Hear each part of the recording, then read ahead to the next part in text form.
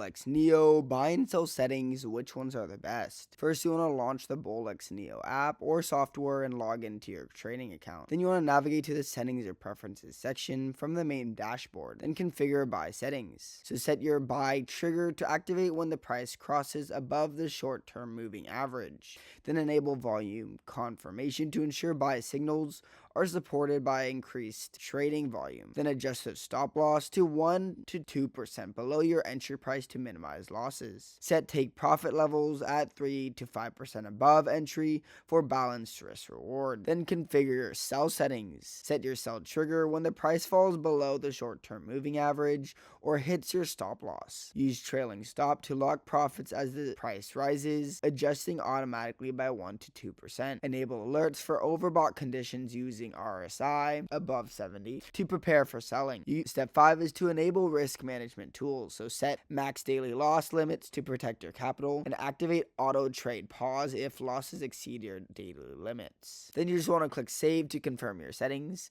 and apply the settings to your active trading strategies. Subscribe.